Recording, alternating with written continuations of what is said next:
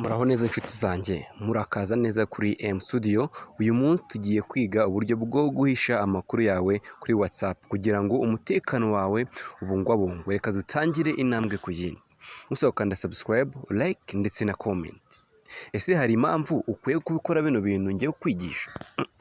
Abantu benshi ntibazi ko amakuru yabo kuri WhatsApp ashobora kugaragara ku bantu bose. Ibi bishobora guteza ibibazo byo kwibwa amakuru cyangwa gukorerwa spam, ariko hari uburyo bwo kubihindura burundu cyangwa kwihagarika burundu.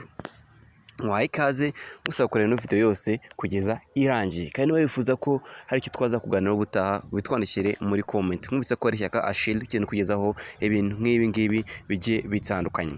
Ikintu cya mbere, jya fungura WhatsApp yawe usanzwe ukoresha. Hari ukuntu benshi bakunda guhakingwa ugasanga bibwa ama WhatsApp yabo, cyangwa hari ukuntu amakuru yabo usanga bakoresheje WhatsApp mu buryo bwinshi bugiye butandukanye. Ushobora kuba umuntu yafata WhatsApp yawe akabasha kohereza amakuru undi muntu runaka amusaba wenda cyangwa amutera ubwoba, akoresha WhatsApp yawe mu buryo utaruzi. Rero ngiye kubikwereka ukuntu ugomba kubihagarika burundu.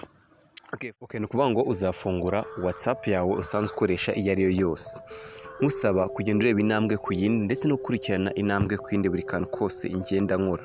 Noneho ni ukuvuga ngo uzaza hano hejuru kuri utu tuntu dutatu turi hano, utu udufungure gutya, urangiza uze hano kuri setting. Urabona setting ngiyi hano, bitewe na WhatsApp ukoresha. Nurangiza kugera hano uzaza ufungurane privacy. Mbutse kujya murinda ibikoresho byabo by'ikoranabuhanga, kuko kenshi abantu bashobora kubikoresha mu buryo bwabo, kabasha kuba bakwangiriza izina cyangwa kabasha kuba barikoresha biba abantu runaka, bikaba byakwitirirwa. Nawe uzaza wakande gutya. Noneho benshi urabona tuno tuntu tugiye turi hano two ngiye kubereka. Utu tuntu hano handitse last seen, profile picture, about na status. Buno buntu nibwo bakunda gukoresha cyane ku buryo bashaka kuba baguhakinga, bashaka kuba bakiba WhatsApp ndetse n'ibindi bitewe no kuntu permission wagiye utangaho. Naho ikintu uzakora hano kuri last seen, kuvuga ngo kugaragaza igihe uherukira cyangwa uheruka kuri urubuga rwawe cyangwa uriho. Hari ukuntu kenshi werekana kuri online, kandi ibyo bintu bashobora kubikoresha baguhakinga.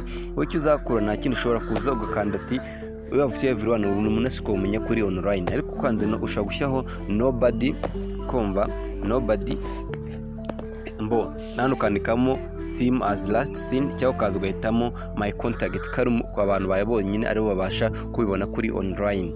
Ahangaha turavuye, tujye ha kabiri profile. Profile byanga bikunze ugomba kuza ugahitamo abantu bagomba kura profile yawe, katari buri muntu uwo ari we wese. Ushobora guhitamo my contact cyangwa ugahitamo nobody, uzahitamo wowe aho ushaka.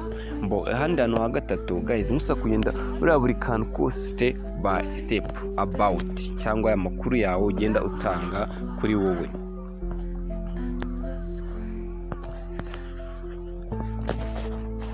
Kuvuga ngo hano hari decision nyinshi ugenda ucuzinga bitewe n'ikintu ushaka guhitamo bwawe. Gusa about yourself, then ushaka wahitamo my contact cyangwa ugahitamo nobody, kuna muntu ureba ka about yawe cyangwa amakuru yawe ajyanye na profile yawe, kuko kenshi bino bintu byo bituma babasha kubahakana bitewe n'ibintu mugenda mwandika ku about yanyu. Ushaka guhitamo my contact cyangwa wa muntu ufite nomero yawe ya telefone wenyine, akaba ubasha kureba ibintu byawe. Ikindi status ya telefone, hari ukuntu usanga status ya telefone buri muntu wese ngagomba kureba ibintu yashyize kuri WhatsApp ya cyangwa kuri stat ya telefone yawe, ariko uryo stat bitewe n'abantu runaka ushaka ko kwereka ya stat yawe. Rero ugasanga abantu bose barayibonye, kandi ari abantu utashaka ko baza kureba. Abantu tekeze ya stat yanjye igenewe abantu rubaye. Ugiye ikoranabuhanga igenda ritera imbere, abantu benshi bakoresha imbuga nkoranyambaga mu kwiba cyangwa kubasha kuba bakifashisha WhatsApp cyangwa Facebook, babasha guhakanya cyangwa kubeshya abantu bakurikira, bakabasha kuba babiba kandi bagatekezwa ko ari wowe wabikoresheje. Nawe byiza hano ari my contact, ushobora guhitamo abantu bawe ko bose bazajya babireba, ariko nanone ushobora guhitamo abo ushaka cyangwa wifuza. Urabona hano hari ahantu hari my contact accept, ndetse hano hari only share.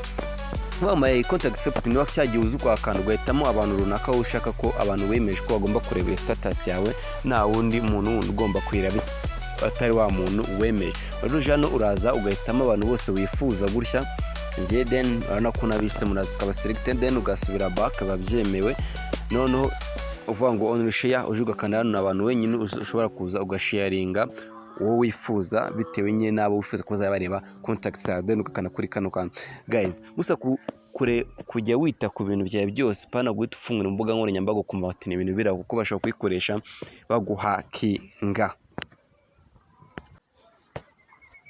Guys, ikindi kintu nakubwira irinde guha umuntu utizewe nimero yawe noneho ujye usiba ubutumwa bushaje budakenewe kuri telefone yawe nanone arigiye byuza telefone. Ikindi ngiki uburyo bworoshye bwo kugumana umutekano wawe kuri WhatsApp. Niba iyi video igufashije nyandikira muri comment ukana subscribe kuri channel kugira ngo dukomeze kugufasha ibintu byinshi bigiye bitandukanye. Ndagushimiye twabanye muri video tubona ubutaha yari Shyaka Achille yikabereye mu studio. Bye bye. The shadows too